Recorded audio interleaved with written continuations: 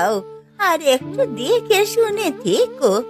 এমনিতেই কাল গিয়ে মহারাজের কাছে নালিশ করে এসেছো। এখন তোমাকে নিয়ে আমায় চিন্তায় থাকতে হচ্ছে। কে জানে কখন কি হয় আবার। অত চিন্তা করে লাভ আছে? মরতে তো একদিন হবে। ওসব কথা কখনো মুখেও আনবে না। তুমি মরলে আমাকে কে দেখবে বলো তো?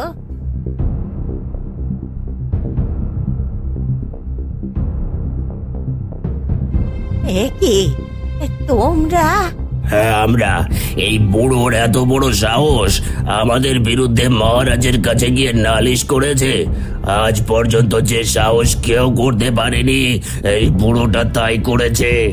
হ্যাঁ, বলেছি আমি তোমাদের দেখে ভয় পাই না। মনে রেখো, আমি বেঁচে থাকলে তোমাদের অপকর্মের ব্যাপারে মহারাজকে বলবোই। তাহলে তো তোকে বাঁচিয়ে রাখা যাবে না। তোকে বাঁচিয়ে রাখলে তোর মতো অনেকেই সাহস পেয়ে যাবে। তখন আর কেউ আমাকে দেখে ভয় পাবে না। না না, আমার স্বামীকে তোমরা কিছু করো না গো। সে আর তোমাদের ব্যাপারে মহারাজকে কিচ্ছু বলবে না। আমার স্বামীকে তোমরা মেরো না, মেরো না ওকে। এই দেখছিস কি, বুড়োটাকে শেষ করে দে। না না, তোমাদের দোহাই লাগে গো, আমার স্বামীকে তোমরা মেরো না।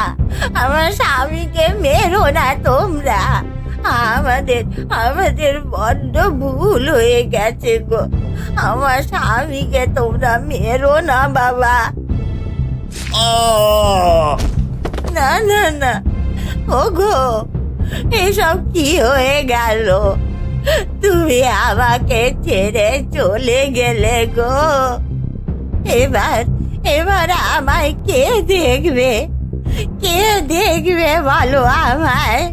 এই বুড়িটাকে দেখার কেউ নেই, বুড়িটাকেও শেষ করে দে।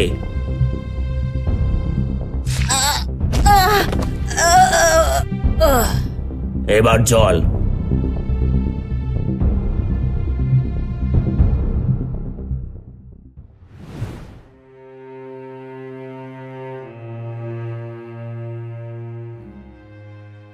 মন্ত্রী, রাজ্যের অন্যান্য বিষয়ের খবর কি? প্রজারা কি ঠিকমতো খাবার জল পাচ্ছে? সবাই তো এবছরে কোনো ফসল পায়নি, তারা কি পেট ভরে খাবার খেতে পারছে? মহারাজ, আমি আপনার দেওয়া অর্থ সবার মধ্যে সমানভাবে বিলিয়ে দিয়েছি। তাছাড়া তাদের সকল জলের সংকট দূর করেছি। এখন রাজ্যের প্রজারা অনেক সুখে শান্তিতে আছে। ঠিক আছে, তাহলে আমি এক সপ্তাহের জন্য বিশ্রামে যেতে চাই। আপনি এই এক সপ্তাহ পুরো রাজ্যের দায়িত্ব পালন করবেন, আর ভুলেও আমার বিশ্রামের ব্যাঘাত ঘটাবেন না। যথা হুকুম মহারাজ, আপনি নিশ্চিন্তে বিশ্রামে যেতে পারেন। আমি রাজ্যের সকল দায়িত্ব সঠিকভাবে পালন করব।